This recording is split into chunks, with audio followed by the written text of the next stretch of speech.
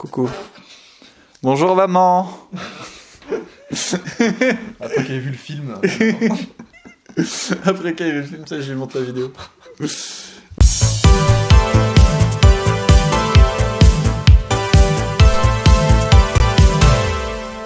Yo tout le monde, ici je suis pas tout seul car aujourd'hui je suis en présence de mon cher collègue et ami Lucas. Bonjour Lucas, comment vas-tu ? Bonjour, je vais très bien. Et vous ? Eh bien très bien également, merci.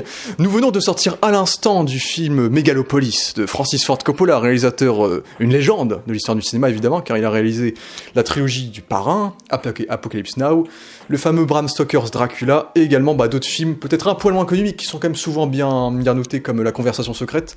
Bon là je vous ai cité tous les films que j'ai vus de lui, parce que je sais qu'il en a fait d'autres, il avait fait une comédie musicale qui va inspirer Joker 2 d'ailleurs la semaine prochaine. Et puis c'est vrai que dans les années 90-2000, il a fait des films qui étaient peut-être plus spéciaux, on va dire. Déjà, il a pas fait de film depuis genre 15 ans. Depuis 2011, je crois, il a pas fait de film. Et ces films ont quasiment eu que des critiques négatives. Et du coup, j'avais jamais entendu parler de ces films-là. Je savais pas qu'il avait fait autant de films que ça. Ouais. Donc ça veut dire que c'est un gars qui divise de base. C'est que soit il fait les plus grands films de l'histoire, soit il peut tester des choses et parfois ça passe ou ça casse. Du coup, moi, personnellement, j'ai aimé tous ces films, de ce que j'ai vu. Même le Parrain 3, j'ai du respect pour le film quand même, malgré les défauts qu'il a. Apocalypse Now, c'est pas forcément mon style, mais on pourra en faire un lien parce que Lawrence Fishburne jouait dedans. Et justement, pour l'anecdote, il était pas majeur quand il a joué dedans et Coppola le savait pas. Mais au fait, il l'a quand même ramené dans ce film-là, par exemple. Oui, donc il est quand même resté. Et une petite référence aussi dans le film. Ouais. Que j'ai pas d'ailleurs. On en parlera. Oui. Et du coup, Megalopolis, c'est un projet qu'il avait en tête depuis 30-40 ans. Depuis extrêmement longtemps, il a voulu faire ce film. Il avait pas les moyens de le faire, ou c'était l'époque qui faisait qu'il pouvait pas le faire encore à telle époque quand il faisait des films. Et donc, c'est un projet qui lui tient énormément à cœur parce que c'est un projet qui parle d'avenir, d'utopie, surtout à son âge, à l'âge de 86 ans, je crois. Où là, du coup, il est plus proche de la mort que de la vie, nous allons dire. Donc, évidemment, c'est quelqu'un qui pense, qui veut faire pour dire, parce qu'il a dit que les blockbusters, pour lui, c'était souvent les films se terminaient mal, où il y avait toujours un côté critique société dark ou négative, tu vois. Alors que là, lui, il voulait vraiment faire un film utopique qui apporterait de l'espoir pour la jeunesse, laisser une porte ouverte pour la jeunesse, quelque chose de neuf, et laisser la porte ouverte, peut-être qu'on peut faire ça, on peut voir une métaphore avec le cinéma, avec la vie en elle-même. Et donc, avec son âge, c'est encore plus approprié qu'il fasse ce film-là. Et donc, on verra que vaut le film avec l'âge qu'il a, maintenant qu'il fait du cinéma à 86 ans quand même. Et du coup, ce film s'est fait baigner dans les polémiques, parce que déjà, il a été vu par les gens à Cannes, du coup il y a 5-6 mois, où il s'était fait démonter sa mère à Cannes. En plus, la bande-annonce était genre sortie le jour d'avant, et j'avais réagi avec mon frère, on avait fait une vidéo en mode on est trop hype et tout. Donc, et quand j'ai sorti la vidéo ensuite, le jour où il s'était fait démonter à Cannes, parce que du coup je l'avais tourné la veille du coup. Et là, j'étais en mode, est-ce que je la sors ou pas ? Parce qu'il s'était fait défoncer à Cannes. Et ensuite, il y a eu d'autres polémiques, comme Francis Ford Coppola, qui est connu pour avoir vécu certains des tournages les plus difficiles de l'histoire, qui a pris beaucoup de Marie-Jeanne, et qui aurait touché les popotins de certaines femmes, nous allons dire. Et il y a également des preuves qu'il l'a fait également dans Megalopolis, à ce qui paraît, selon lui, pour s'ancrer dans leur rôle. Mais d'ailleurs, on a des vidéos où carrément on le voit le faire, genre. Sans déconner. Il y a une vidéo où on le voit genre toucher la meuf et tout, en mode ouais, c'est pour que tu sois bien ancré dans le rôle et tout. Et du coup, il y a ça qui a fait polémique, parce que sans déconner. Surtout, je trouve ça. Oui. Comment ça fait polémique, mais wow, c'est pas normal, non. Le méthode acting. C'est le méthode acting. Il vit encore dans les années 70. Et par contre, je trouve ça encore plus déplacé parce qu'il y a sa femme qui est décédée il y a quelques mois également, et le film est dédié à sa femme. Et du coup, le fait qu'il ait fait ça pendant le tournage et qu'en plus le film est dédié à sa femme, j'ai fait bon. Justement, il fait preuve de professionnalisme. Cette critique va être tellement particulière. Oui. Et puis, il y avait la première bande-annonce, il y a eu la deuxième bande-annonce, vous avez une idée super cool, la deuxième bande-annonce. En gros, il mettait les critiques de ses anciens films, Le Parrain, Apocalypse Now, où les critiques disaient que c'était des films de merde, que c'était nul, etc. Et ensuite on s'en s'est rappelé en tant que chef-d'œuvre, tu vois. Et en gros, ils ont comparé ça avec les critiques qu'il avait eu à Cannes, en mode, ce film-là, les gens vont pas l'oublier après, tu vois. Et au final, cette idée de bande-annonce c'était cool, mais en fait, c'était généré par IA. Du coup, ça a tout flingué. Le gars qui a fait ça, il a été viré. Donc, ce film n'a eu que des polémiques. Et enfin, il sort. Moi, personnellement, du coup, je pense que c'était le film que j'attendais le plus de la fin d'année, parce que la bande-annonce m'avait énormément chauffé. Vous pourrez regarder la bande-annonce, la bande-annonce de la réaction que j'avais faite avec mon frère. Et du coup, quelle était ton appréhension sur le film, Lucas ? Alors, tu peux le prendre. Je t'emprunte le petit micro. Alors moi, pour ma part, le film, j'ai juste vu la bande-annonce passer comme ça. Enfin, sûrement comme vous dans les réseaux sociaux lambda, quoi. Et l'esthétique m'a immédiatement touché. Je me suis dit, il fallait vraiment que je vois ça en action, tu vois. Enfin, quelque chose d'aussi utopique, puis on va pas se mentir, il y a vraiment le côté rêve fiévreux, tu vois, le truc ultra absurde. Et j'avoue qu'il y avait quand même déjà un côté un peu punk que je sentais dans la bande-annonce et qui m'a donné très très envie de voir ça. Oui. C'est la critique sociétale, qu'elle soit bonne ou mauvaise, hein, que ce soit dystopie ou utopie, en général la critique sociétale est très intéressante, mais traitée comme ça via des choses très métaphoriques, très abstraites, je me suis dit ok, c'est pour moi, je vais y aller. Ça va parler de construire, ça va parler de détruire, ça va être incroyable. Ouais. Et pour l'information, c'est un film qui a été autofinancé par Francis Ford Coppola. Il a fait ça avec son argent, tellement il tenait à ce film-là, il a vendu sa maison. Non, c'était... Non, peut-être départ ouais. C'est Kevin Costner qui avait vendu sa maison pour son western. Ouais. Voilà, il a payé le film, quoi. Il a payé 120 millions de sa poche pour faire un blockbuster fait maison, genre pas de Warner, pas de Disney, pas de Fox, quoi que ce soit. Pas d'ingérence. Non, pas de gérance. Du coup, c'est pour ça qu'il a un peu galéré avec les critiques à Cannes. Il avait un peu galéré à trouver des distributeurs. Du coup, c'est le Pacte qu'il a distribué en France, du coup. Et donc, c'est un film qui est pur Coppola. Il l'a produit, il a écrit, il a réalisé, il a financé le film. Et moi aussi, personnellement, j'étais très happé parce que moi, je suis du genre à beaucoup aimer les films généreux. J'aime bien les films généreux où on a... À la fois, c'est imparfait souvent, mais j'aime bien quand il y a plein d'idées de partout. Tu vois, on aime bien, on a des plans qui te font des déclics, et ensuite on a un autre et tu fais, mais comment il a eu des idées pareilles, des idées un peu psychédéliques, et puis j'aime beaucoup la science-fiction, et moi j'aime beaucoup et Coppola, c'est quelqu'un que je respecte aussi parce qu'il se diversifie beaucoup. Il a fait du film de mafieux, du film de guerre, du film fantastique, horrifique, et là il fait de la SF, de la SF utopique, du coup, et pas que, il y a un petit côté aussi épopée romaine, épopée antique. Il y a ce côté-là, et puis il y a même d'autres aspects. La croisade entre tellement de styles différents, en fait, que bah, on se croit à Rome, on se croit à notre époque, on se croit dans un film de science-fiction. C'est quelque chose de vraiment monstrueux qui nous a servi là. Une chimère qu'on n'a jamais vue, quoi. Ouais, il y a aussi un petit côté film noir aussi dans les designs. Exactement. Et du coup, gros contexte placé, du coup, on a vu le film il y a moins d'une heure, on s'en rappelle, on sait pas trop, on a brièvement parlé de ce qu'on pensait peut-être, de certains aspects, mais on connaît pas notre avis au complet, donc je donne la parole à l'invité. Qu'en as-tu pensé, Lucas ? Eh bien, merci pour cette parole. Sans spoiler, c'est important. On va faire vite, je pense. Ouais, j'ai trouvé que c'était très, comme je disais justement en introduction, une fiévreux en fait. Ouais. Ça m'a beaucoup rappelé Brasil de Terry Gilliam qui joue sur l'animation, enfin pas l'animation, l'imagination, autant pour moi. Donc Brasil de Terry Gilliam qui joue sur l'imagination. Et ces côtés vraiment où la métaphore s'invite dans le cadre. Donc si vous voulez aller le voir, je vous conseille d'être prêt à voir des trucs quand même un peu décalés de la réalité. C'est vraiment très Coppola, je trouve aussi, de trouver un angle jamais vu sur le sujet. Par exemple, Le Parrain, film de mafieux, on n'est pas la police contre le parrain, on est la succession, la rivalité dans les familles, et c'est ça d'ailleurs qui avait valu pas mal de soucis, il me semble bien. Apocalypse Now, on est l'armée américaine contre l'armée américaine, on voit un peu pareil tout ce qui se dégage de la guerre du Vietnam.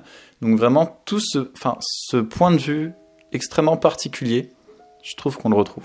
Mais on le retrouve plus sur notre époque, sur justement les notions très abstraites de création, de destruction, comme je disais, sur l'État. Ça parle beaucoup de l'Amérique aussi. Quand on a suivi un petit peu ce qui s'est passé en Amérique ces dernières années, on arrive assez bien à voir ce qu'il en pense, comment c'est envisagé tout ça. Franchement, il y a des moments où c'est vertigineux en fait. C'est comme ça que je résumerais ce film, je pense, vertigineux. La scène d'introduction, qu'on voit d'ailleurs dans la bande-annonce, pas du spoil, résume assez bien en fait. Au bord du gouffre, et juste on arrête le temps et prend son temps, on réfléchit, et on se remet droit. J'ai beaucoup aimé. Et toi, qu'en as-tu pensé ? C'est l'une des rares fois de ma vie où quand je me suis dit pendant le visionnage, je me suis dit mais qu'est-ce que je suis en train de regarder ? Il y a des moments où j'avais les yeux qui plissaient en mode mais qu'est-ce que je regarde ? Il y a 2-3 moments où j'étais pas loin de pousser un rire nerveux tellement j'étais mais qu'est-ce qui se passe ? Et en gros moi au début j'étais parti pour l'aimer le film, et au début pendant la première demi-heure j'ai trouvé que tout allait vite, que les scènes étaient trop courtes, que je comprenais pas si bien le contexte, les personnages, il y en avait beaucoup. Et la première demi-heure, j'avais trouvé ça très bancal et j'avais grave du mal. Et ensuite, j'ai fini par accepter le film. Ensuite, on voyait un peu plus les personnages, on comprenait mieux qui ils étaient. Et le délire s'éclaircissait un petit peu plus. Et au final, j'ai fini par adopter le film, on va dire. Et ensuite, je me suis laissé porter. En vrai, j'ai pris mon pied après, je pense. J'ai vraiment pris mon pied sur le. En vrai, c'est comme si vous regardiez un film sous LSD, mais sans prendre du LSD, en fait. Il y a un peu ce côté-là. C'est psychédélique. C'est très psychédélique, très psychédélique. C'est même dans le film, il y a des moments où tu sais pas ce qui est vrai ou pas. Hein. C'est même tout le délire, ça c'est pas un spoil, c'est plutôt une abondance, mais tout le délire de est-ce que le gars peut vraiment stopper le temps? Est-ce que c'est pas quelque chose de métaphorique? Des artistes qui maîtrisent le temps, etc. Ouais. Non, c'est vraiment un truc, je me permets. Ouais, vas-y. C'est vraiment un truc par rapport à, en fait, le début. Faut rentrer dedans. Je sais pas ce que tu en as pensé. Typiquement, j'ai trouvé Adam Driver n'est pas au sommet de son charisme. Et du coup, on est là en mode, ok, c'est un héros, c'est un méchant, c'est un personnage lambda qui va nous introduire sur autre chose. Enfin, la bonne annonce nous met déjà sur le chemin du truc. Mais on est un peu perdu parce qu'on suit plusieurs personnages. Et quand on rentre dedans, comme tu disais tout à l'heure, quand on apprivoise un petit peu ce monde, qu'on connaît ses règles, qu'on voit un peu les références, tout ça, franchement, on prend le pied. Pied de fou. Donc, recommandation. Voilà. Oui, putain. Et oui, justement, pour moi, c'est le truc évident, c'est qu'on peut faire un parallèle entre, évidemment, le personnage de César, du coup. Bon, d'ailleurs, les noms des personnages ne sont pas subtils. Catilina, Cicéron. Il y a aussi ça. Mais on peut clairement dresser un parallèle entre le personnage d'Adam Driver et Coppola lui-même. Évidemment, une personne qui veut laisser derrière lui une utopie, un monde libre pour la jeunesse, pour qu'eux aussi sortent d'un carcan, d'une formalisation qui peut bloquer la créativité, en fait, donc du cinéma avec les studios, par exemple, et qui veut qu'on dégage toutes ces barrières et qu'on soit créatif, et qu'on puisse donc créer tout ce que l'on veut, tout ce qu'on désire dans un monde idéal. Ouais, il y a un discours sur la démagogie aussi, oui. Sur donner ce qu'il faut tout de suite, plutôt que d'économiser pour le futur, prendre sur soi et pouf. Oui. Et c'est un film qui est aussi assez actuel par rapport à l'Amérique d'aujourd'hui, évidemment. D'ailleurs, Coppola a fait exprès de prendre des acteurs qui font un peu polémique, d'ailleurs.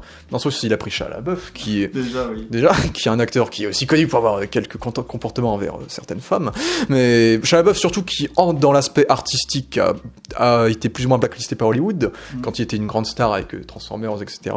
Et du coup, là, ça fait 10-15 ans qu'il a vraiment une grosse carrière un peu auteur, au final, avec des films comme Fury, Honey Boy, etc. Donc il a vraiment une carrière très très particulière, et du coup ça m'étonne pas de le voir là-dedans. Et puis on a aussi John Voight qui est dans ce film-là et qui est connu pour être quelqu'un de pro-Trump également. Donc il voulait vraiment réunir tout un panthéon d'acteurs différents dans leurs idéaux, dans leur réputation, pour créer un film qui pourrait unir tout le monde, en fait. C'est un peu ça qui est intéressant, même s'il y a quand même, on va dire, il y a des séquences qui font un peu penser à la prise du Capitole, il y a des séquences qui font un peu penser à ce qui se passe avec Trump. Donc il y a des petites critiques par-ci par-là quand même, mais il essaye d'englober tout ça dans quelque chose d'assez ouvert, je dirais. Et du coup, ça serait plus pour le côté thématique. Mais sinon, en termes d'acting, t'avais dit que Adam Driver n'était pas forcément à son prime. Et j'avoue que, surtout au début du film, à la fin, j'ai plus ou moins accepté, on va dire, dans le reste du film. Mais c'est vrai que les acteurs, j'ai l'impression qu'eux aussi sont un peu perdus, peut-être souvent durant le film. Dans le sens où souvent, ils jouent pas toujours la même chose, déjà. Et surtout qu'on a un giga casting. Mais parce que Adam Driver, déjà, ce qui m'a surpris, j'étais pas forcément prêt à voir ça, c'est que le film est très théâtral, je trouve, dans ses dialogues. Déjà, bon, c'est aussi ça qui m'avait paumé au début, c'est que les dialogues du film sont très symboliques et métaphoriques. Et moi, j'étais surtout qu'il y a Laurence Fishburne qui fait la narration du film et qui joue son majordome, on va dire. Ouais. Et il va jusqu'à même briser le quatrième mur à un moment donné. Et tu fais, mais putain, mais c'est métaphorique, c'est réel, qu'est-ce qui se passe? C'est tellement un délire. Et même les acteurs, je pense qu'ils se sont pris au délire, en fait, c'est clairement ça. C'est Adam Driver, à tous les coups, il fait vraiment du baroque, il fait du théâtre, il se met à fond, etc. Puis à un moment, il est peut-être plus calme, plus posé, puis à des moments, il peut partir complètement en cacahuète. Et c'est comme ça pour beaucoup des acteurs, comme Shia LaBeouf aussi, qui peut partir en cacahuète à certains moments du film aussi. Shia LaBeouf, excellent casting. Oui, on sent la folie du gars, quoi. C'est... Justement, comme je disais, on n'est pas dedans au début. Et c'est juste quand on apprivoise le monde que les acteurs commencent en fait à bien jouer. Et pareil pour toutes les phases, quoi. Enfin, on en parlera plus en partie spoil, mais il y a une certaine scène où on voit vraiment la multiplicité d'Adam Driver. Et on se rend compte que finalement, oui, c'est un bon choix et ça colle, quoi. C'est ça, et du coup, là, on fait le casting très vite fait, comme ça sera fait sans spoil. Il y a Nathalie Emmanuel qui joue du coup, qu'on a connu de Game of Thrones et Fast and Furious, qui joue donc pour Monsieur Coppola, ce qui est beaucoup quand même pour ce CV. Et du coup, elle c'est un personnage qui est plus calme, qui est un peu l'intermédiaire entre le maire et lui, du coup. Bon, j'ai trouvé la relation un peu space, quand même. Parce que Adam Driver, en fait, c'est ça le problème avec le personnage d'Adam Driver, c'est qu'on sait pas trop dans quel camp il est, genre. Il a un camp qui est précis, mais c'est vraiment sa personnalité. On sait pas sur quel pied danser, en fait. C'est son propre camp, finalement. Ouais, plus ou moins. En fait, j'ai trouvé que c'était une assez bonne métaphore du self-made man américain qui veut vraiment quelque chose de bon, tu vois. C'est pas greedy, c'est vraiment améliorer la société, mais qui se retrouve confronté à cette fameuse société-là, société qui ne veut pas être changée, c'est un système qui est fait là pour perdurer. C'est là que tu as justement aussi l'idéologie punk qui vient et où on est un peu perdu. Et une fois qu'on... en fait, on n'a surtout plus nos repères habituel et du coup c'est là que je me suis dit que il fallait rentrer dedans, faut faire l'effort de spectateur de rentrer dans le film une fois qu'on y est. Parce que en vrai le film c'est clairement ça passe ou ça casse. C'est clairement le film où tu te dis qu'est-ce que j'ai vu, qu'est-ce que je viens de voir, et je pense honnêtement, même si le film il divise déjà, même dans notre entourage il divise, donc d'ailleurs j'ai hâte d'en parler avec cette personne. Mais en vrai je comprends tout à fait qu'on n'aime pas, honnêtement, dans le sens c'est vraiment faut aimer, faut tenir, quoi. C'est tellement, il y a pas déjà, après je dirais qu'un vrai défaut du film par exemple, je pense que le film paradoxalement, parce qu'il fait long, parce que c'est un film qui se considère lui-même comme une fable. Donc, dans ce côté, on vit une épopée, une grande épopée historique, etc. Ça m'a rappelé les anciens péplums. Aussi, ouais, avec vraiment les entractes, etc., les baignures où on voit toute sa vie défiler. Là, il y a vraiment ça qui est repris. Donc, c'est franchement un péplum moderne, mais avec de la science-fiction. Surtout qui divise chaque chapitre entre guillemets avec des dialogues, des reprises de paroles, de dialogues, de lignes, citations romaines, de la romantique gravée romantique. Et le film commence sur ça, tu fais qu'est-ce qui se passe. Après je trouvais ça un peu con que le truc soit écrit et que t'as Laurence Fishburne qui le dise aussi. Genre, bon, un peu moins. Après le film est pas très subtil, on va le dire. Mais et en gros je pense honnêtement que peu importe nos avis, que ce soit négatifs ou positifs, je pense que c'est un film qui sera pas oublié, honnêtement. Je pense comme ça, je dis, je pense que le film il va rester. Tellement il est singulier. Déjà rien que dans son contexte déjà de autoproduit déjà. C'est sûr. Et dans ce qu'il propose, quoi, c'est rare d'avoir un blockbuster, parce que c'est un blockbuster, 120 millions, ça reste un blockbuster, qu'il a sorti de sa poche, qui est adapté de rien du tout, qui est une invention complète, visuellement, en termes d'inspiration, et qui est tellement un giga gloubi-boulga de tellement de genres d'un coup, avec un travail du world building, qui fait que je pense que le film aurait dû faire 3 heures, limite. Parce que je pense que pour moi, le vrai défaut objectif du film que j'aurais, ce serait le montage.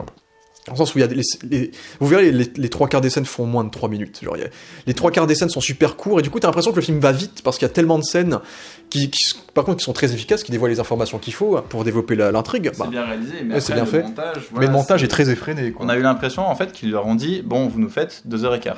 C'est un peu et il y avait beaucoup trop de trucs, et c'est pour ça qu'il y a pas mal d'utilisation du triptyque.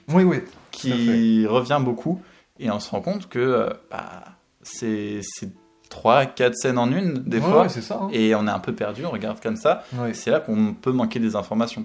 Je suis sûr, il y a des trucs que t'as vu, que j'ai pas vu, et inversement aussi, dans ces triptyques-là. Oui, tout à fait. Tout à fait, c'est vraiment le montage dans le sens où on a l'impression qu'il a essayé de raccourcir au mieux pour que le film soit exploitable dans les salles, je dirais. Et de base, surtout le début. Je trouve que dans le reste du film, ça va mieux, surtout c'est dans l'abondance aussi, mais la séquence du Colisée, on va dire, qui fait quand même 10 minutes, quand même, on va dire. C'est un peu c'est peut-être la plus longue scène du film. Il y a quand même des scènes un peu plus longues que d'autres, mais c'est un film qui, surtout dans son introduction, il faut vraiment s'y accrocher, quoi. Ça se très vite, tout avance vite, on t'introduit le personnage, mais un peu trop expéditif, je dirais.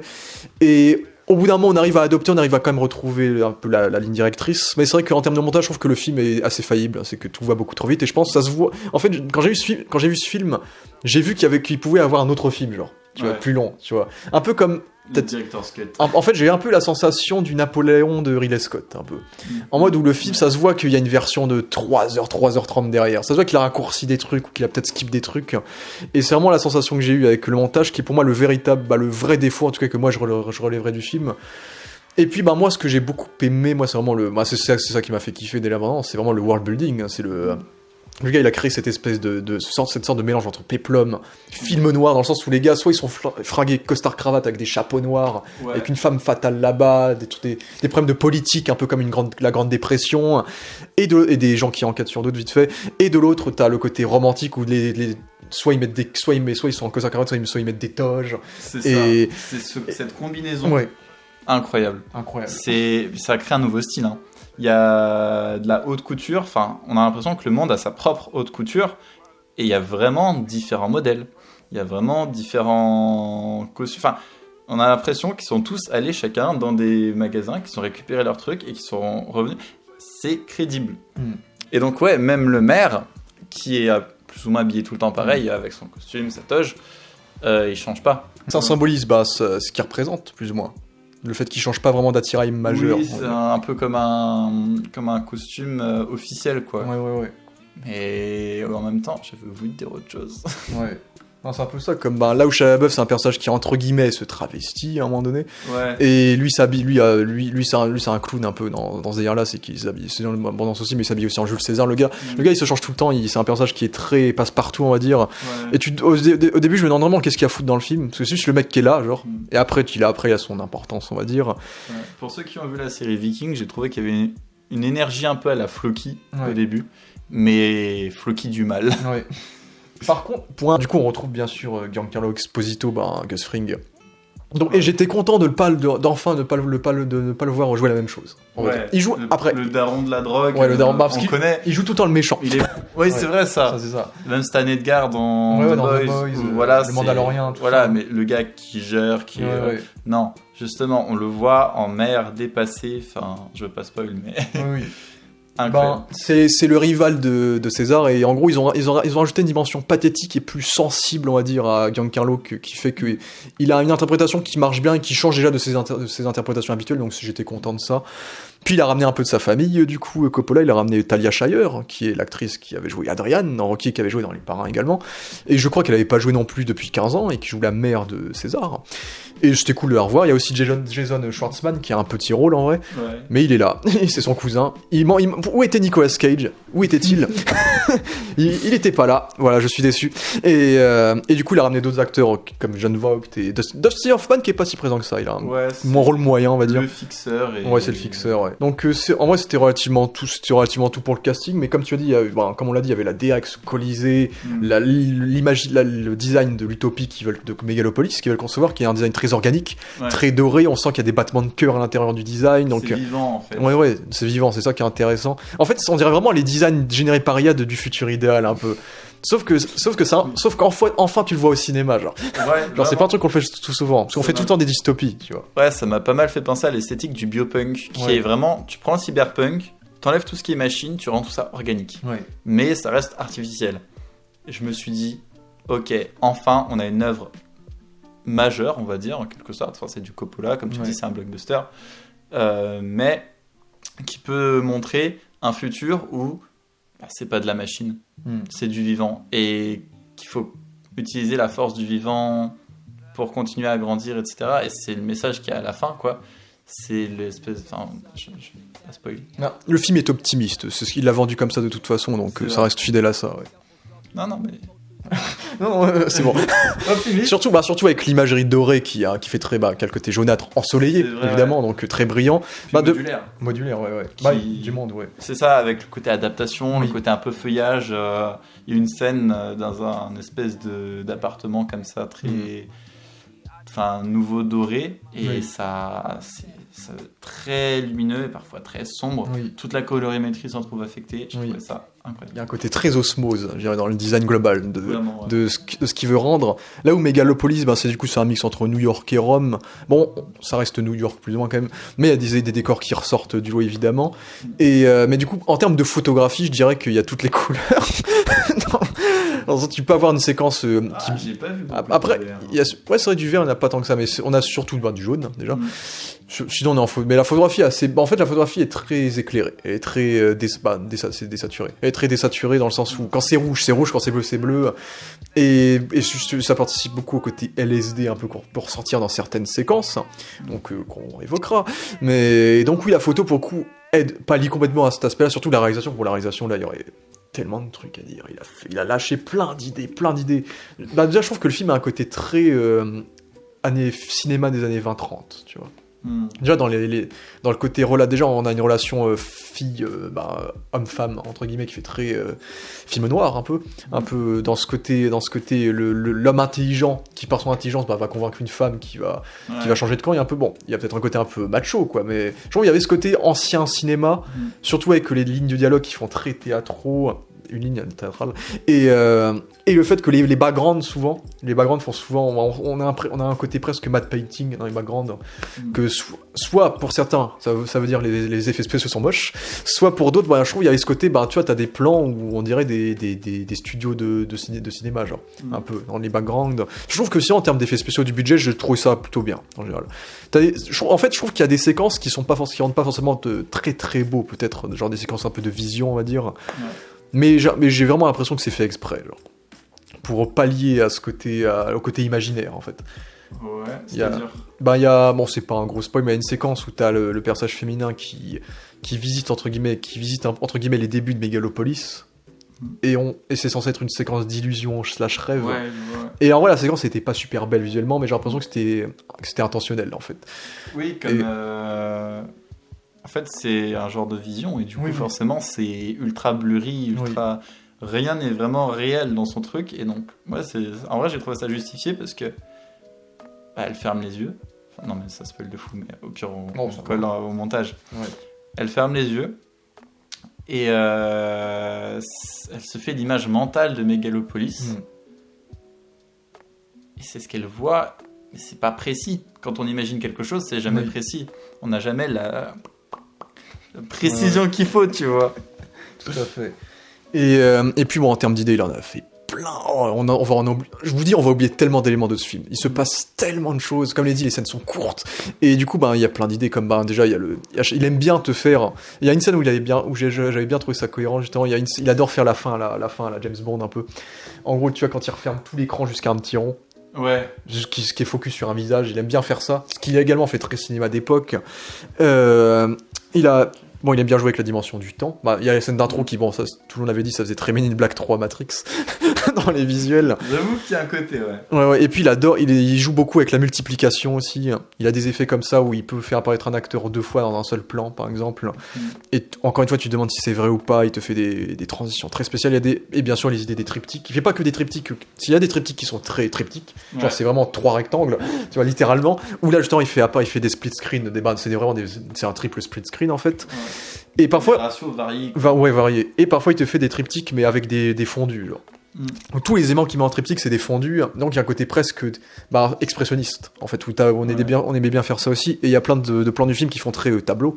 Évidemment, avec le côté romantique, il y a beaucoup de plans très symétriques, très centrés, avec des aigles, des trucs comme ça. Ouais. Donc, le film fait très tableau. Surtout qu'il y a un côté, je trouve qu'il y a un petit côté, ça c'est moi qui vais le dire, un petit côté Snyder dans l'aspect un peu 300. C'est qu'on sent on sent que c'est pas quelque chose de réel. Tu vois. Mais c'est fait exprès. Le monde n'est pas réel. C'est un monde imaginaire et c'est un monde idéal, en fait. Ouais, du coup, je trouve les couleurs sont tellement claires, ressortent tellement qu'il y a ce côté. On vit du cinéma, comme dirait un certain grand monsieur. Donc ouais. Et puis la musique, je trouve la musique était pas mal aussi. La musique accompagnait bien. Là aussi, ça partait dans tous les sens, parce que le film, on va vous dire, ça change de genre en genre, on va dire, à certains moments. Mais la musique aussi fait bien le café. Je trouve c'est pas mémorable, mais la musique, on la retient, on sait qu'elle était là, quoi. Par contre, il y a des séquences, ça je sais pas si tu l'as remarqué, mais à un moment donné, où il y a des sonorités indiennes, genre, pendant 10 secondes dans le film. Et j'étais en mode pourquoi. Et vraiment le film c'est ça, il y a tellement de trucs qui se passent, que ce soit sur le sound design que sur ça, donc c'est tellement spécial. Et voilà, donc est-ce qu'on conclut la partie spoiler? Sans spoiler, pardon. On peut conclure la partie sans spoil. Bah écoute, si tu fais une petite conclusion. Enfin, la partie sans spoil. Ouais. Est-ce qu'on convainc les gens? En somme, Megalopolis, c'est plus une expérience cinématographique que vraiment un film. Enfin, si vous êtes là juste à vouloir voir un film pour vous détendre, pour vous changer les idées, pour débrancher le cerveau, enfin, c'est pas de la critique, hein, vraiment. Je suis le premier à faire ça. Mais voilà, c'est pas là, on peut passer à côté. Faut y aller et avoir envie de se plonger dans un univers, de découvrir un monde, d'avoir des réflexions tant sur la société que sur l'avenir, sur la philosophie. Enfin, pareil, à un moment, il y a des citations philosophiques, en veux-tu, en voilà, qui sortent. Et c'est vraiment voir ça comme... c'est presque une œuvre politique, en fait. Oui, il y a un côté très politique. Donc vraiment, c'est... Y aller, ça peut faire vraiment du bien à tout le monde, mais il faut être disposé psychologiquement. Voilà, c'est mon mot de la fin. Oui.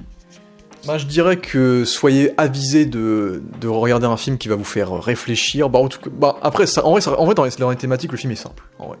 C'est vraiment dans les événements, dans le montage et dans ce qui se passe et dans les éléments que tout va vite et qu'il faut suivre. Et c'est ça le problème du film. Je dirais qu'il est pas assez accessible. En tout cas, le début, je trouve que le début est moins accessible que le reste du film. Je trouve que le film a un problème d'accessibilité avec le montage, les dialogues très métaphoriques et justement le jeu de métaphores. Au bout d'un moment, tu comprends que en fait, on va rentrer là-dedans durant tout le film, tout le symbole sera littéral, en fait. Donc, pour moi, en fait, si vous rentrez pas dedans une fois la demi-heure passée, vous risquez de détester le film et peut-être de souffrir. Il y en a qui ont souffert dans ce film-là. Ouais, c'est ce que j'ai compris. Donc, mais par contre, si vous acceptez vraiment d'avoir une proposition comme vous n'en aurez jamais, une expérience singulière dans un univers singulier, avec un bouleversement du genre et des questionnements intéressants, et plus ou moins un côté film testamentaire aussi quelque part. Hein. Ça pourrait. Coppola a dit qu'il a 2 films de prévus après celui-là, que ça lui a donné envie de refaire des films, alors qu'à la base c'était plus ou moins prévu d'être son film testamentaire. Après peut-être que ça le sera, il est plus tout jeune. Hein. Mais en tout cas, si c'est son dernier film, ça se ressentirait. Tu vois, il y a vraiment ce côté. On veut transmettre quelque chose, quoi. Héritage, passation, tout à fait. Donc je pense en tant qu'expérience, en tant que cinéphile en tout cas, testez le coup, regardez-le. On sait que le film va faire un flop monumental, ça on le sait. Mais voilà, je pense que c'est un film qu'on n'oubliera pas et donc le vivre au cinéma pendant qu'il est encore au cinéma, je pense que c'est quelque chose qu'il faut profiter d'avoir parce que je pense que c'est un film qui sera évoqué que ce soit pour les bons, les mauvais exemples. Honnêtement, c'est vraiment c'est subjectif, c'est de la subjectivité à fond. Soit vous aimez, soit vous aimez pas, c'est vraiment ça. Megalopolis. Donc c'est une expérience à vivre et donc si vous appréciez ou pas, écoutez, c'est à vous de faire votre propre avis, mais on vous recommande en tout cas d'interagir avec ce que Monsieur Coppola nous offre, en sachant que Monsieur Coppola reste un grand monsieur, donc profitons-en, ce sera peut-être le seul film qu'il aura livré en 15 ans, donc allez-y. Exactement. Je vais peut-être juste un truc à rajouter. L'introduction laisse croire qu'on se fera prendre par la main. Il y a des cartons, il y a vraiment de l'exposition, on voit la Terre, on voit la cité de New Rome, du coup. Et pas du tout, en fait. Faut pas croire que ça va être facile, faut pas croire que... Non, du tout. Faut serrer les fesses et se concentrer. Donc, ne faites pas confiance au film. Jamais. Never. Et maintenant, c'est un spoil. Partie spoiler, les gars. Ok. Non, un spoiler. Partie spoiler. À la fin, ils ont un bébé. Et le bébé, si le bébé était un garçon, il aurait dû s'appeler Francis. Et tiens donc. Et dis donc. Après, il a. Ok, j'ai compris. Parce que le personnage de Giancarlo Esposito, il s'appelle Frank Francis aussi. Oui, c'était aussi ça. Mais oui, mais qui a décidé qu'il s'appelait Francis. Oui, parce qu'évidemment, il a pensé à lui aussi quand même. Mais du coup, il a transmis le côté vieux, entre guillemets, vieux réalisateur au personnage de Giancarlo Esposito, alors que sa vision à lui, il l'a transmis quand même à Adam Driver dans un sens. Donc c'est particulier, mais oui, il y a un côté méta qui est intéressant évidemment sur ça. Mais c'est un côté schizophrénique en fait, finalement dans les personnages de l'ancien monde incarné par le maire, la façon de faire et tout très classique, très cadré, surtout pour un réalisateur hollywoodien qui plus est. Avec justement les aspirations artistiques, la liberté, l'utopie, enfin le côté vraiment visionnaire qui n'est pas prophète en son pays. Oui. Et je sais pas toi, mais le personnage de Adam Driver, on a peut-être pas dit ça, mais je trouve que peut-être en termes d'investissement émotionnel, le film ça peut être compliqué d'y accéder, je dirais peut-être. Ouais, c'est sûr. C'est pas un film surtout qu'Adam Driver, moi au début, c'était un connard. Après la moitié du film, c'était un connard. Et je comprenais pas pourquoi la fille, j'ai plus son nom, La- Moi non plus. Madame Cicéron. Mademoiselle. Cicérette. Sisterette. Julia, voilà. Julia. Pourquoi Julia était amoureux, avait le béguin pour lui alors que c'était un connard. Mais au bout d'un moment, tu comprends le personnage parce qu'il y a ce côté, il s'est démerdé un peu tout seul et il a des lignes de dialogue intéressantes comme quand il dit que pour être respecté, il faut être méchant, en fait. Et il se force, entre guillemets, plus ou moins d'être méchant, mais alors qu'il a de bonnes intentions, entre guillemets. Donc c'est un personnage qui est très ambigu, en fait, je dirais. Donc à la fois, il veut créer quelque chose de bien, mais à la fois, ça pourrait délaisser d'autres éléments. Et c'est vrai que la relation amoureuse, j'ai trouvé pas l'alchimie folle entre lui et elle, justement. C'est ça. Ma perception, du moins, c'est qu'au début, elle y va vraiment en mode apprenti, en mode curiosité intellectuelle. Elle l'a vu, elle l'a croisé, elle sait qui c'est le grand ennemi de son père, etc. Il y a un côté un peu Roméo et Juliette, d'ailleurs, j'ai trouvé. Il y a un côté, c'est très shakespearien. C'est ça, oui, c'est notamment, littéralement, le personnage arrive en disant « to be or not to be ». Déjà, là, on voit la ref. Non, mais le côté très shakespearien, comme tu dis, et la relation qui se construit, en fait. Parce qu'on peut être attiré par quelqu'un, puis y aller, puis que ça reste complètement superficiel. Et ils ont un bébé, putain. Au bout d'un moment, c'est... Voilà.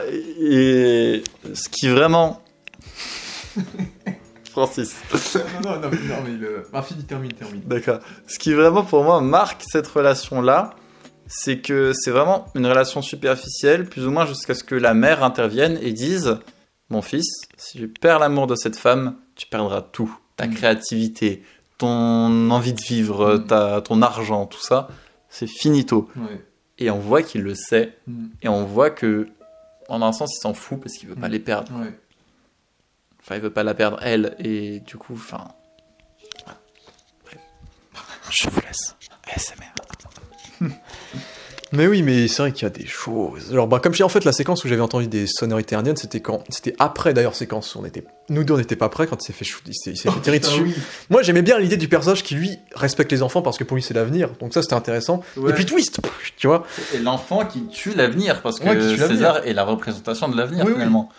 Et c'est tellement contre-intuitif pour un spectateur. T'es là, tu te dis, ok, le gars veut faire signer, c'est quoi? C'est un piège, mais vraiment, tout est fait pour que ce soit politique. Oui. Et le gars sort un flingue, boum. Ouais, puisqu'on dit. Oui. Et on a le choc. Oui. On est à la place, justement, de Julia qui est sur le trottoir, qui voit la scène. Et en mode, ah, c'est bon, il est mignon, il refuse rien aux enfants. Oui. Ouais, il refuse rien, il se prend une balle dans la tête, quoi. Oui. Mais oui, justement, c'est quand il confronte Aubrey Plaza et qu'il enlève du coup ses bandeaux. Là, il y a des sonorités indiennes qui sont sorties de cette scène. Et j'ai fait pourquoi? Après, je pense qu'il y a peut-être un côté troisième œil spiritualité, parce que justement, on voit un peu son crâne façon dorée. Il y a le mégalon du coup qui est en train de le régénérer. Et visuellement, en termes de design, c'était stylé de voir que sa matière, ça peut carrément guérir tout. En fait, c'est vraiment la matière idéale. Après, ils avaient dit que je crois que ça venait d'une météorite. Donc il y a un côté un peu SF, il me semble. Ah, il dit qu'il l'a découvert quand il essayait de guérir sa femme. Oui. Donc je pense que c'est plutôt une manipulation chimique qui a créé ça. Mais c'est vrai que, pour rebondir sur la scène... Tiens, j'avais récupéré ça. Ce sera moi. Pour rebondir sur la scène où justement il enlève ses bandages et tout, il y a presque une figure christique. En fait, ça m'a rappelé les iconographies du Moyen-Âge où on voit vraiment le Christ comme ça, avec l'auréole. Et les gens, hop, agenouillés. Il y a un côté résurrection. C'est ça, il y a le côté résurrection. Et il y a la... Quand même, elle est pas très... Enfin, celle qui n'était pas très... Oui, j'ai plus son nom, mais la présentatrice. Ouais. Exactement. Wow Platinum, de son petit nom. Ouais. Qui s'agenouille comme ça, et bon... C'est ça. Anti-wow. Anti-wow. Anti-wow. Oh putain. Bref, elle s'agenouille et on a comme une espèce de vénération et elle dit je renonce à tout. Pour moi il y avait vraiment la parabole religieuse presque, tu vois, de ça retombe quand même très vite dans la corruption. Parce que derrière mon compte en banquier je l'ai et tout, et le personnage est limite complètement fou de base. Quand il arrive, moi je me suis demandé si ça allait pas partir en folie où juste le gars est un légume et... Et toi, Quentin, tu pensais? Bah oui, je trouve que c'est intéressant, mais du coup, je sais pas si on pourrait trouver une connotation négative un peu à la Dune. Ouais. Par rapport au fait de suivre quelqu'un, surtout que durant tout le film, t'as Shia LaBeouf qui essaye d'exploiter le peuple pour du coup convaincre le peuple qui est délaissé entre guillemets de se retourner contre le maire, etc. Qui ne réussit jamais tout à fait d'ailleurs. Ouais, puisqu'en plus il essaie de se servir de la banque, donc il y a un petit côté Trump avec ce personnage-là. Et justement, il a mis des images, il a mis des archives de. Il a mis des images de. D'un moustachu. Il a mis les images d'un moustachu et je pense qu'on peut dire Mussolini, je crois. Donc pour montrer qu'il y avait ce côté qu'il aurait peut-être eu un côté peut-être un peu totalitaire avec lui. Et à la fin, il se fait pas pendre, mais il se fait pendre des pieds. Mais du coup, c'est un peu réminiscent de l'exécution de Mussolini, je dirais, la conclusion de Shia LaBeouf un peu. Surtout qu'il y avait un côté sectaire où ces hommes de main avaient tous une sorte de deuil sur le front. Sur le front. Ah bah, un peu comme dans Game of Thrones. Ouais. Les servants du grand temple. Ouais. Bah surtout, c'est le troisième œil, c'est l'œil spirituel. C'est ça. Donc, c'est l'ouverture de l'esprit sur. Ah, mais en même temps, une fermeture, parce qu'elle a marque. Ouais. Une marque qui d'ailleurs religieusement peut se retrouver dans l'Apocalypse, je crois. Oui. Les cours de religion par là. Où l'Antéchrist est censé arriver sur Terre et marquer tout le monde pour les asservir. Et il y a vraiment ce côté-là que je retrouve dans toutes ces... Enfin, je digresse, hein. Oui, pas, t'inquiète. Mais dans toutes ces approches sectaires, la marque, vraiment, qui regroupe. Et donc ouais, ça donne vraiment un côté faux prophète qui se sert de sa petite clique pour prendre le pouvoir, mais on s'est identifié, quoi. Ça aide à identifier. Pourquoi? C'est dans l'imaginaire collectif. Surtout que le personnage termine plus ou moins le film fringuant Jules César en plus. Ouais. Donc il y a ce côté respectez-moi, c'est voilà, un peu ce délire là. Ouais. Et justement, le personnage de John Voight était plutôt marrant par rapport à ça, parce que j'aimais bien le délire du gars qui voulait juste plus ou moins prendre sa retraite et se venger de sa meuf qu'il a trahi, qui a trompé pour son petit-fils et lui qui les flingue avec ses flèches. Déjà, des morts par des flèches, c'est déjà très romantique, c'est déjà très symbolique dans un sens. Puis, encore une fois, ça fait très shakespearien, c'est des guerres entre familles. La vengeance aussi. La vengeance entre familles aussi. Et donc, c'est vrai que leur conclusion à eux était assez comique, avec John Voight qui faisait genre qu'il était paraplégique. Et en fait, non. Quand il tire les flèches, ça fait vraiment très arc en plastique. Ouais. Comme ça, et on sent qu'il tire à peine les flèches. C'est des boulets de canon, les trucs. Surtout que la séquence où il a fait son attaque cardiaque, c'était littéralement les termes romains, quoi, les spas romains. Donc, dans les visuels, encore une fois. Et il y avait aussi tout le délire sur l'ex-femme, la femme de César, qui était aussi important dans le film. Parce que, en mode, qui est arrivé à son corps, le fait qu'il imagine qu'elle est là, alors qu'il va sur son lit, et en fait, elle est pas là. Et là aussi, c'est encore très métaphorique qu'en fait, elle l'aime encore et qu'elle voulait le sauver. Et là encore, t'as des imageries où tu vois, genre, son fantôme / ange doré voler en face de lui, qui le guide. Oui, tu fais, oh putain. Et c'est trop beau. Mais c'est beau, stylé. C'est très très bien mis en scène. T'as ça, t'as le moment où il se drogue.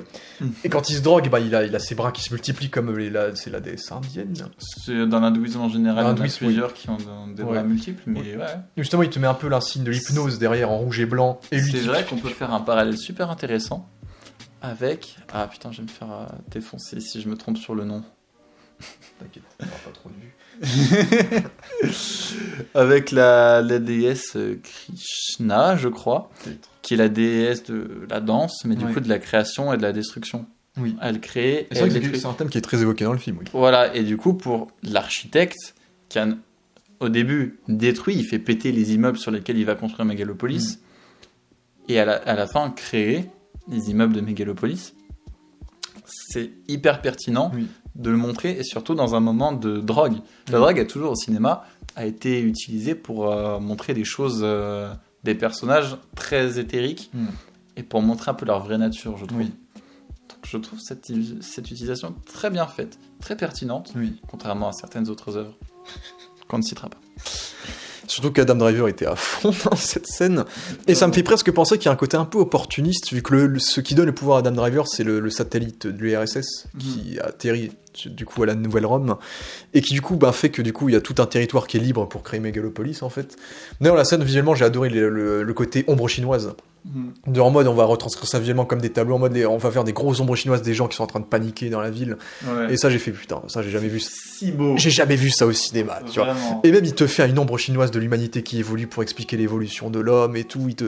Et puis c'est différent, mais il y a aussi une petite séquence un peu érotique. Là, je l'ai pas pour le coup. Tata Wow, Anti-Wow. Ah oui, si. Anti-Wow. Oui, où elle est en train de convaincre Shia LaBeouf et on fait un chant contre chant entre eux qui font l'amour et Laurent Ombre qui continue le geste, on va dire. Ouais. Donc il y a cette séquence-là et puis il y a une partie musicale aussi dans le film où là aussi ils te font du world building avec le fait que ils ont une sorte de vierge qui est genre la vierge iconique de la ville, et qu'il faut payer de l'argent pour qu'elle reste vierge et pour qu'elle se marie vierge. Et du coup, ils ont essayé d'instaurer un truc presque divin. Bon, là, on se rapprochait peut-être plus du catholicisme. Un peu, mais j'ai trouvé ça comme un peu une métaphore tout ce qui est célébrité en Amérique, en fait. Les Miss, elles sont tellement... Enfin, les Miss, entre autres, sont tellement idéalisées. Un peu à la Starlight, tu vois, dans The Boys. Idéalisées, très pures. Et du coup, ça fait que dès que tu grattes un peu, ça reste des êtres humains. Genre, typiquement, dans le film, elle couche avec un gars. Et encore, c'était un deepfake, voilà. Mais elle couche avec un gars. Et tout le monde s'indigne, tout le monde veut la tuer. Il y a des gens qui vont sur le terrain pour... Voilà. Et elle devient plus rien dans le film après. Enfin, on n'en entend plus jamais parler. Et cette métaphore, j'avoue, ça m'a un peu touché de me dire, il y a des gens... Les gens croient vraiment que les autres gens sont parfaits. Enfin, la figure messianique, encore une fois. Ouais. Surtout que c'était ça que j'avais trouvé très marrant, c'est que du coup, elle fait une belle chanson bien poétique, etc., qui était pas trop mal, très jolie. Ou sinon, il y a encore un délire de multiplication d'elle. Encore une fois, avec les clairs, les pleines lunes, etc., c'était très beau. Et ensuite, je crois que c'est elle qu'on voit chanter après, quand on sait tout sur elle. J'avoue que j'ai eu le doute, Et genre, elle chante du rock ou du métal, qui est vraiment la chanson de la rébellion, de la révolution, tu vois. J'en ai plus rien à foutre. Ouais, en mode, j'en ai plus rien à foutre, niquez-vous, tu vois. Et donc, j'ai trouvé ça que c'était propice, déjà, à l'évolution du temps, un peu. Donc, je trouvais que le délire là, ça fonctionnait bien sur la déification des gens. Tout simplement, la déification exactement. Mais en fait, elle est plus vieille que ce qu'il paraît, tu vois, le côté, on prend des gamines, on les fait jouer des trucs, les stars, etc., qui percent trop tôt. Donc, il y avait un truc intéressant sur comment on pouvait percevoir certains individus et comment les déifier, l'idolisation. On peut encore revenir sur le délire des divinités, évidemment, avec ça. Surtout, par exemple, à chaque fois qu'un personnage décède, il a une statue qui est érigée à son honneur, pour les personnages qui meurent dans le film. Genre, Dustin Hoffman et John Voight, on voit un peu un flash-forward de lui, de sa statue à sa mort. Où le gars il s'est assuré de mourir avec une bonne réputation, en gros. C'est vrai que il y a aussi le Crassus, putain, j'ai plus le nom de l'acteur, mais qui, quand il se marie, sa femme lui offre une statue, et c'est à partir de ce moment-là qu'il perd son pouvoir, que sa femme commence à supplanter son pouvoir. C'est un peu une mort symbolique. Et ça, j'ai trouvé ça. Moi, j'ai adoré le moment où ils sont en train, ça faisait très Matrix, la pluie, etc. Mais le moment où il a personnifié les statues de la justice, genre t'avais Téna qui était en train de tomber, t'avais genre Moïse, je sais pas si je dis de la merde, mais peut-être c'est Moïse avec les 10 commandements qui était en train de se casser. Juste voir les statues là vivantes en train de se détruire l'un à un, jusqu'à qu'il aille par contre il va dans un truc de fleuriste et on aurait dit que c'était presque l'Olympe, genre l'Éden, parce que tout était bien éclairé, l'oasis, tout à fait. Donc il y a des scènes, mais vraiment comme ça, comme le délire de l'ange. Puis oui, comme tu as dit, évidemment, peut-être que Coppola aussi critique un peu l'IA avec le petit deepfake également, donc ça reste quelque chose de mineur dans le film, mais c'est là, et ironique du coup par rapport au scandale du promo. Ironique également, tout à fait. Et oui, il y a le personnage d'Audrey Plaza qui était intéressante parce que c'est la journaliste qui profite de l'occasion, on va dire, et qui a déjà eu des relations avec César, mais c'est tout, il n'y a rien de plus. Elle voit qu'il n'y a rien qui peut se faire avec César, et du coup... Elle se marie que pour l'argent, des trucs comme ça. Ça se voit. Et il y a des séquences, il y a une séquence où elle se regarde dans une coupe d'eau, et t'as sa tête qui tourne, et pas elle, genre dans le truc, et c'est encore là pour nous dire que tout va partir en caca. J'imagine, c'est tellement d'imagerie comme ça. Il y a une imagerie qui faisait très comédie musicale, très film d'époque, encore une fois. C'était l'imagerie où ils étaient sur les travaux, les pontons de travaux. C'est vrai. Où justement, c'était là, il y avait vraiment une osmose entre Julia et César, où enfin, elle pouvait l'aider à arrêter le temps. En fait, ils ont eu leur petite séquence Spider-Man 2, en mode, mes pouvoirs ne marchent plus, j'ai plus le moral. Et là, ils récupèrent le moral.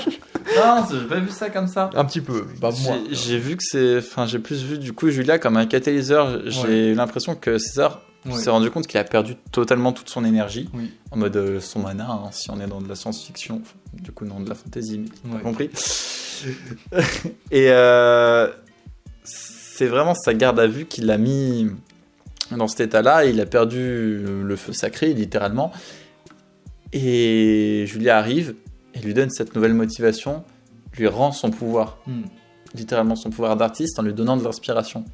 c'est comme ça qu'il arrive à s'en refaire. Mais c'est vrai que je voulais m'attarder un peu plus sur le sujet de l'amour, qui est traité tout au long du film. À un moment donné, en fait, c'est une Vestale, mais c'est pas une Vestale où elle a fait le vœu de virginité, de ce que j'ai compris, mais plutôt de trouver un amour pur. Oui. Et du coup, tout le monde a un amour pur, c'est pas possible et tout, lol, machin. Et ce que tu disais sur la journaliste qui veut tenter, enfin, qui était avec César, c'est que elle est ultra attirée par lui et elle dit qu'elle est amoureuse. Je lui ai dit, mais on se marie pas par amour en fait. Et c'est vrai que ça peut sembler fort, mais on se rend compte que lui est toujours amoureux de sa femme morte, etc. Que donc, on se marie pas par amour. Si tu te maries avec moi, c'est que tu as un intérêt. Etc., etc. Parce que lui, clairement, ne ressent rien pour elle.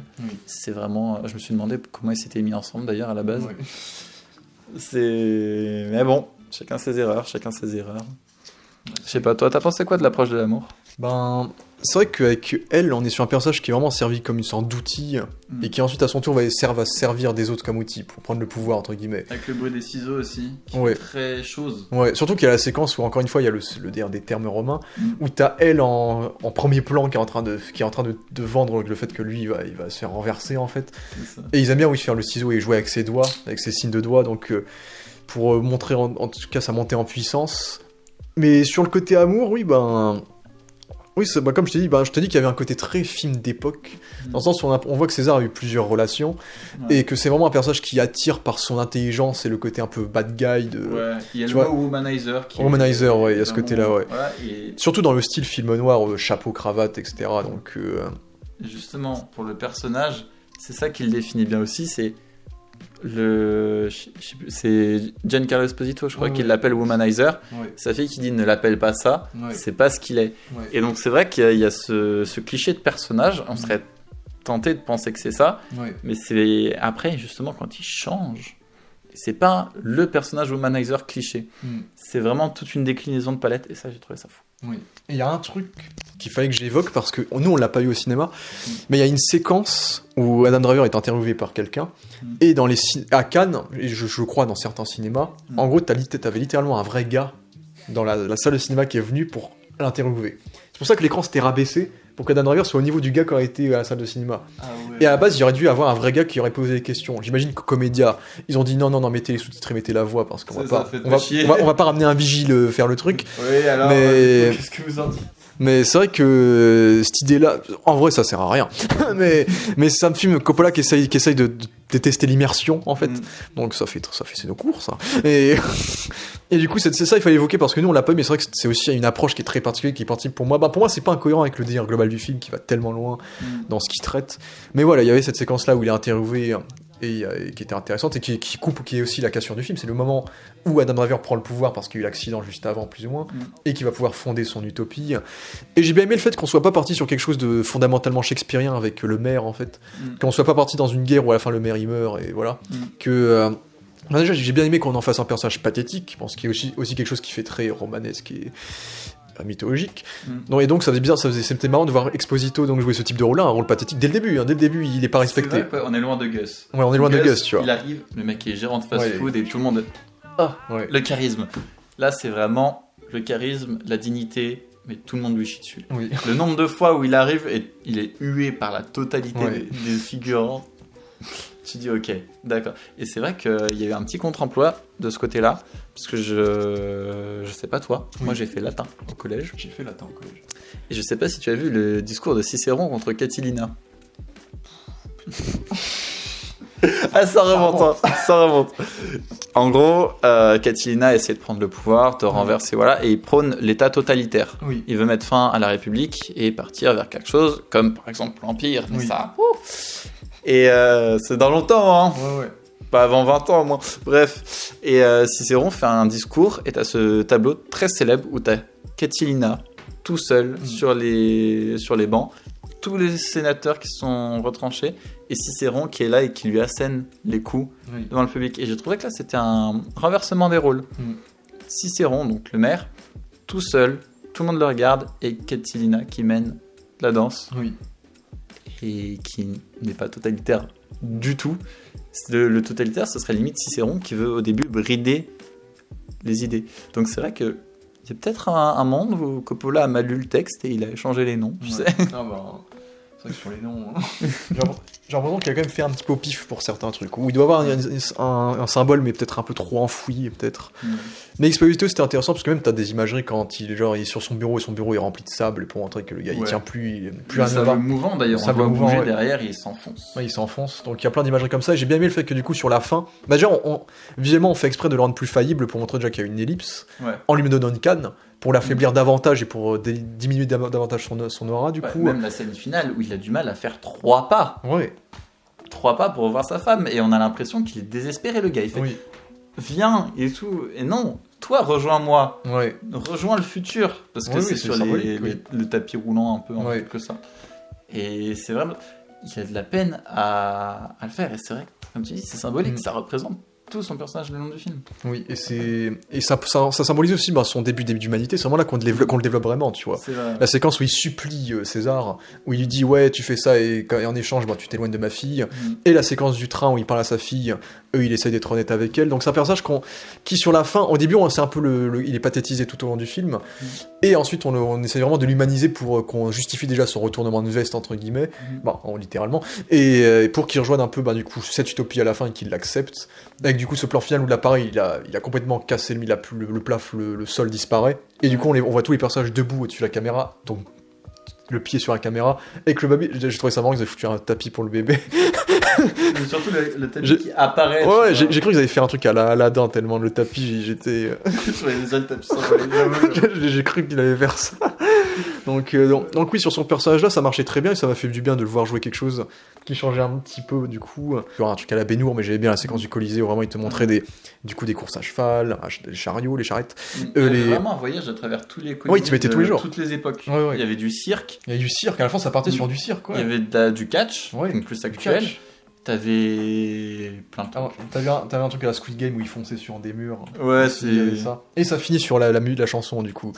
Donc limite il a fait une frise chronologique des grands spectacles de l'humanité dans son Colisée futuriste. Donc ça c'était intéressant. Avec la chanson, du coup, comme tu dis, qui fait cirque, que tout le monde connaît comme c'est la chanson basique, oui. Sauf que je sais pas si tu connais le nom de cette chanson. Non. L'entrée des gladiateurs. Ah. Voilà, j'ai trouvé ça hyper intelligent d'utiliser la chanson pour son objectif originel. Ouais. Alors que tout le monde la connaît comme du cirque, et de combiner les deux. Oui. C'est comme je disais, en partie non spoil, c'est vraiment la chimère ultime, ce film. Oui, surtout. Mais ça tient debout. Ouais. Et on avait le perso de Talia Shire qui joue un peu la mère qui aime pas son fils, donc il y avait aussi ce côté-là. Putain, ouais. Il y a un côté freudien en fait, un peu, avec la relation mère-fils. C'est... Voilà, là, c'est les alligators, ils ont raison. Il faut que les alligators ils bouffent les petits. Cette phrase. Oui, écoute, bonjour tranquille, maman. Oh, mais un enfer, quoi. C'est pour ça, en fait, on n'a pas l'impression qu'elle est bienveillante avec lui. Oui. Mais à la fin... à la fin, ça m'a terminé quand ils ont fait Mad Max Fury Road avec elle, ça m'a explosé. Elle est dans vu le même film. Elle est dans la foule, et à la fin, je me dis, ah non, elle va se barrer de la foule, on va plus la voir dans la foule. Ça, ouais. Et ils ont fait ça. Et fait maman. Ça m'a explosé. C'est ça, ouais. Parce que ça vient pas du prix Nobel, justement, toute cette haine qu'elle a pour lui. Peut-être. Parce que comme il l'a pas cité au prix Nobel, elle en repas, elle dit t'aurais dû, et il fait j'ai oublié, j'étais nul. Elle dit oui, t'étais nul, t'as oublié, c'est de la merde. Surtout que c'est un personnage qui devient vraiment symbolique de par le prix Nobel, et puis de par le côté martyr en plus. Donc il y a plein de choses qui se rajoutent, tout à fait. Waouh. Voilà. Parce qu'il y a une scène en fait qui m'a pas mal marqué, celle avec le marteau, qu'on voit dans le trailer, avec le... Mais pourquoi? Il y a plein de plans. Je m'attendais à ce que ce soit un outil un peu à la Mjolnir, tu vois, la construction et tout. Mais vraiment, non. Surtout, il est placé à la fin de la séquence, entre guillemets. Parce que là, on le voit faire joujou avec sa technologie, et à la fin, il sort le marteau, et puis on passe à autre chose. Genre. C'est ça. Après, il y a plein de plans qu'il a mis comme ça. Déjà, il y a beaucoup d'images très psychédéliques, des cercles qui tournent, des trucs comme ça. Puisqu'il fait beaucoup de séquences qui ont la tête des personnages et très symboliques, et ça tout le film, et est-ce que chaque élément a une symbolique, en fait. Donc c'est ça qui est particulier, ouais. Même le fait que, par exemple, il pleut que sur le personnage de Julia, il y a plein de trucs comme ça qui s'arrêtent pas. Je pense qu'il faut le voir plusieurs fois. C'est un film... c'est comme ça que j'évoquerais le film. Je dirais que c'est un film qui est très compliqué à digérer, Et je pense honnêtement que même en le revoyant, je le digérerai jamais, je pense. Je pense que c'est un film que je ne digérerai jamais. Tellement, le film est tellement dense, il se passe tellement de choses. Ouais, il se construit avec l'existence, en fait. Oui, c'est au fur et à mesure que nous, on accumule des expériences, qu'on peut les mettre en rapport avec le film. Ouais, Faut peut-être le voir à 86 ans. Oui. Parce qu'on voit, surtout on vit un petit peu le film du point de vue d'un perso secondaire qui est Laurence Fishburne, c'est lui qui fait la narration et c'est le majordome plus ou moins. Donc il y a un point de vue extérieur aussi qu'on pourrait peut-être évoquer aussi. Donc peut-être que du coup on a un peu un côté auteur narrateur un peu non fiable, je sais pas. Mais c'est vrai que j'espère qu'il a pas juste pris parce qu'il a une superbe voix, tu vois, Laurence Fishburne. C'est vrai que la voix est incroyable. Non, c'est à un moment il dit que c'est un historien. Ouais, voilà. Aussi sur ses hobbies. Et c'est là tu dis mais c'est ça, moi ça m'a renvoyé sur Hérodote, tu vois, premier historien qui disait que je crois les Chinois montaient des poissons géants ou je sais pas quoi, mais juste parce que il avait pas les méthodes, quoi, il pouvait pas vérifier des trucs. Oui. Et donc c'est vrai que c'est parce que c'est biaisé qu'on y croit en fait quelque part. Et c'est comme ça qu'on est embarqué dans le truc par un récit de l'histoire de comment ça s'est fait. Voilà, mythologique presque. Non mais en vrai, Megalopolis, une expérience humaine, une expérience sociétale, et en vrai, un truc que tous les politiques devraient voir. Ça m'a fait penser à... Sérieusement, sans déconner. J'étais à la Région la veille, je peux vous dire que c'est pas la même ambiance. Ça me fait penser au dicton « Le monde sera sauvé quand les vieux sages planteront des arbres qui abriteront des enfants, je crois. » Enfin, en gros, l'idée c'est qu'un vieux plante un arbre qui verra jamais l'arbre pousser au maximum. En gros, l'idée, c'est qu'un vieux sage plante un arbre qui poussera au maximum, qui abritera les générations futures que lui-même ne connaîtra pas. C'est vraiment l'expérience maximale de... Comment on les appelle les gens dans Divergente, là ? Oh putain. Le gars qui n'a pas vu Divergente. Les grilles, là, attends. Qui ne verra jamais Divergente. De l'altruisme, voilà, c'est le mot que je cherchais, de l'altruisme. Il n'y a pas de Divergente, hein. Pourquoi choper l'altruisme ? Non, mais en gros, t'as différents trucs. T'as les altruistes. C'est comme ça que je me rappelle de ce Bref, donc c'est une expérience d'altruisme, d'utopie, c'est positif. Et ça te montre qu'en fait, les enfants sont la motivation de rendre le monde meilleur. Comme on a dit, le film, en plus, justement, on en parlait du fait que t'as les cercles qui se restreignent, qui créent, et qui se focus sur un visage, et on finit le film sur le visage du bébé. Donc on est à fond sur cette symbolique-là, tout à fait. Évidemment, de toute façon, la symbolique de l'enfant revient souvent, même quand on zoome sur la classe délaissée avec Shia LaBeouf, on zoome sur des enfants également. Donc évidemment, c'est quelque chose qui est appuyé par Coppola, qui pense à ses enfants, qui s'est beaucoup concentré sur eux, et c'est pour ça qu'il n'avait pas fait de film depuis un moment, on pense à Sofia Coppola, et qui maintenant veut retranscrire ce message pour ses petits-fils et petites-filles, et pour les générations futures. Donc oui, ça fait partie du message global. Et personnellement, je sais qu'il y aura énormément de choses à relever. Je pense à un film qui pourrait être analysé sous plein d'angles, tellement il est simple dans ce qu'il veut dire, mais complexe dans sa forme, que là, personnellement, je pense que j'ai tout dit de ce que j'avais à dire. Pour conclure, j'ai une question. Donc vas-y. Est-ce que ce film a changé quelque chose en toi ? Est-ce qu'il t'a traumatisé ? C'est-à-dire, est-ce que c'est une œuvre d'art ? Très gros. Pour moi, ce film, je dirais pas que ce film a changé quelque chose en moi, je dirais qu'il a amplifié, on va dire, quelque chose en moi. C'est que, en fait, Megalopolis, même si je trouve qu'il est imparfait dans ce qu'il essaye de faire, et ça ne changera pas, je pense que ça sera typiquement d'un de ces films qui va être considéré comme culte par une certaine fandom, tu vois, par exemple, peut-être même au-delà. Restreinte. Très niche, en fait. Ouais, peut-être très niche, ouais. Mais c'est un film qui représente un peu le cinéma que j'aime, dans un sens. J'aime beaucoup le cinéma généreux, comme j'ai dit, du Terry Gilliam, par exemple, du Jodorowsky également. Du cinéma pour moi, j'aime le cinéma, c'est pour ça que je suis un gars de l'univers du blockbuster. Parce que pour moi, le cinéma, c'est le rêve. C'est dépasser l'ordinaire et rêver de l'extraordinaire, en fait. Exactement. Rêver qu'un homme vole, qu'on a des vaisseaux spatiaux qui vont dans des planètes, qu'on peut bâtir un monde meilleur. Et donc, Megalopolis, ça va vraiment dans ce questionnement-là, tout en restant actuel. C'est que ça veut faire changer les esprits, et ça veut nous présenter un monde meilleur, et ça veut l'imaginer tel quel devant nos yeux, du coup. Ouais. Donc, on a une équipe d'artistes qui aident Coppola à fabriquer cet univers avec des personnalités charismatiques. On a un bon casting qui est charismatique. Adam Driver reste, même si dans je trouve quand même qu'il est à certains moments, on dirait peut-être qu'il sait pas trop ce qu'il joue, mais je trouve quand même qu'il se donne à fond. Et ça reste potentiellement l'un ou le meilleur acteur de sa génération. Donc pour moi, tout le level que Coppola a mis sur un film qu'il a autoproduit fait que on est sur un film honnête, déjà. On est sur un film honnête, un film qu'il voulait faire, qu'il a rêvé de faire sur la production, le temps qu'il voulait le faire.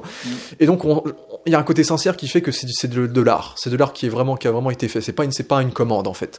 Et juste dans les visuels, c'est tout à fait le cas. Dans les visuels, tous les designs, la psychédélie, c'est ça qui souvent, la psychédélie est responsable, d'œuvres d'art, souvent de comics par exemple, de Steve Ditko, les Doctor Strange par exemple, où il prenait de LSD pour faire ces dimensions bizarres.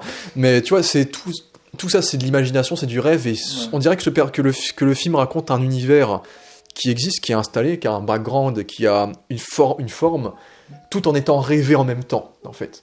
Dans le sens où le film est toujours dans l'abstrait, perpétuellement en fait. Sur une base de concret, mais qui est tournée vraiment. C'est ça. Pour ça, le LSD, c'est un bon parallèle. Ouais. Ça, tu vois quelque chose, c'est la réalité, mais c'est tellement déformé que ça semble complètement étrange. Oui. Et aussi ce désir de Coppola de faire quelque chose de neuf et quelque chose qui va marquer les esprits, qui ne sera pas comme le reste en fait. Ça a toujours été son objectif depuis toujours. Donc surtout avec l'époque d'aujourd'hui, avec Netflix et compagnie, et bon, on va le dire, Marvel. Donc bon, quelquefois il y a des petites exceptions, mais oui, c'est totalement ce que j'ai ressenti dans ce film. J'ai ressenti la générosité, l'envie de transmettre quelque chose, mais et c'est peut-être ça son défaut, c'est que le film est trop généreux, trop rempli. Et on aurait soit on aurait dû enlever des éléments, soit on aurait dû peut-être rallonger le film davantage pour avoir quelque chose peut-être de plus digeste. Mais moi je ne peux pas en vouloir un film qui veut offrir autant à un spectateur, tu vois. Autant de vision dans les car design, dans les visuels, dans les messages qu'il veut transmettre. Et c'est un film qui m'a un peu donné foi au cinéma, qui espère, même si le film m'a flop encore une fois, mais c'est pas fini, attends, il est sorti cette semaine. Bon, à tout moment, il y a tweet demain par... À tout moment, il va faire... Ah ouais. Mais... ouais, c'est un film qui donne de l'espoir sur des réalisateurs qui pourraient faire ce qu'ils veulent, quoi, sur la créativité, sur la liberté. Et c'est pour ça que personnellement, même si j'aime beaucoup l'univers du cinéma, je ne pense pas que je voudrais peut-être travailler dedans, dans le sens où il y a ce côté trop restreint très souvent. Et puis après, je me pense pas assez qualifié pour chacun des métiers, peut-être. Pour ça, en tant que spectateur et que critique, c'est vraiment dans la critique que j'aime m'épanouir et dire ce que j'ai plu et ce qui me donne espoir. Et ce qui fait que cette critique sera très existentielle. Et ce qui fait que du coup, merci à Coppola sous cette fin de vie de nous avoir offert ça.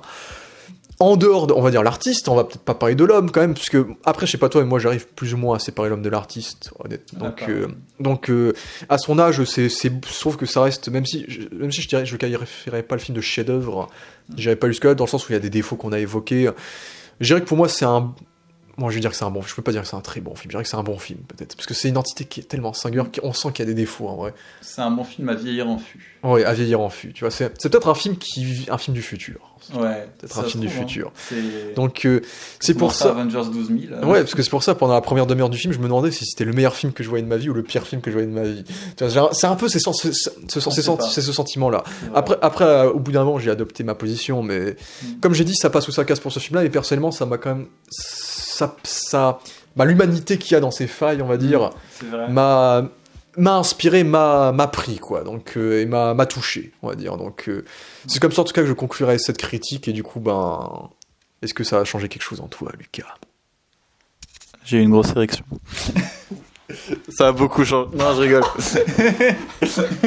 Oh oui. En fait, ça changerait quelque chose en moi dans le sens où, et je pense que c'était prévu dans l'écriture du truc, je m'attendais un peu à une dystopie au début. Je savais que ça parlait d'utopie, mais je pensais vraiment que ça allait partir en couille et tout. Pas du tout, et ça joue avec ça. Au début, c'est très la dystopie, les gens qui se battent, les riches, les pauvres, et à la fin, tout rentre dans l'ordre, tout le monde est heureux, c'est le meilleur des mondes et tout. Et en vrai, ça fait se poser la question, pourquoi pas ? Pourquoi pas dans notre monde ? Et il y a donc ce serment un peu de l'humanité qui est fait par Laurence Fishburne de faire attention à tous les êtres vivants, faire attention à notre planète, voilà. Et c'est un peu un serment qu'on devrait tous faire finalement, tu vois. Et on se pose la question et on se dit comment atteindre ce futur meilleur. Et c'est le personnage de César qui porte ça très bien, qui dit, qui dit qu'on n'atteint pas à un avenir meilleur si on ne rêve pas meilleur. Et donc voilà, ce film, c'est le pouvoir du rêve. Fin de la chronique. Je vais juste dire un truc. On se relance. Ouais. Mais c'est vrai qu'au cinéma, même quand on fait des utopies, ça finit toujours en dystopie. Voilà, quand on pense à des Mad Max, à des Terminator, à tous ces trucs-là. Voilà. Et même un Minority Report, tout est dans un monde a priori idéal, mais en fait non. Donc c'est vrai que c'est très rare de voir une utopie en fait, et c'est ça qui déjà rend le fait que ce film est très singulier. Et que en tout cas pour moi il aura bien réveillé cette fin d'année, parce que pour moi cette année c'est vraiment une année de transition quand même. Je trouve qu'il n'y a pas eu. C'est une année qui était assez calme. Et donc se prendre ça dans la figure. Là, je vais le revoir un peu plus tard, je pense. Ouais. Mais c'est sûr que c'est un film qui va me faire réfléchir, quoi. Ça m'a marqué. Et je pense que ça marquera. En tout cas, c'est ça qui est intéressant, c'est que la pire position devant un film, c'est d'être mitigé.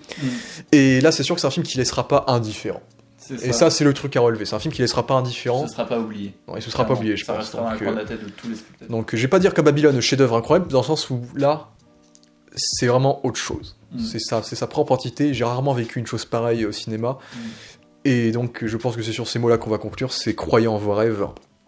Et donc, vivez si vous le voulez bien, le rêve d'un vieux monsieur qui veut transmettre à une nouvelle génération. Et donc, c'est ici qu'on termine cette critique, si on se rattrape pas. Alors, écoute, merci beaucoup, Lucas. En tout cas, ça est très pertinent ce que t'as dit. T'as sorti plein de choses. Franchement, je trouve qu'on a eu la critique la plus humaine de ma chaîne, quelque part. C'était beau, là, ce qu'on a fait là. Non, c'était cool. C'était moustique. Et... Parce que j'ai parlé d'érection, c'est ça. Qu'est-ce qu'on va faire après la critique? Allô, viens me chercher. Mais ouais, là... J'ai pleuré. Non, mais oui, en tout cas, oui, ça m'a fait plaisir de te recevoir, et encore une fois, j'étais très heureux, et c'était très, très cool de regarder ce film avec toi. Et voilà, écoute, on va se retrouver en cours, et maintenant, il va falloir que je monte ça. Hein. Donc, écoute... Ouais, en plus, je vais monter Alien encore. Et donc, écoute, merci à tous d'avoir vu cette vidéo, merci beaucoup à Lucas, et n'hésitez pas à donner votre avis, à liker, bien évidemment, à repartager. Et n'hésitez pas à nous dire si ce film vous a donné envie de rêver. Merci à tous, et ciao.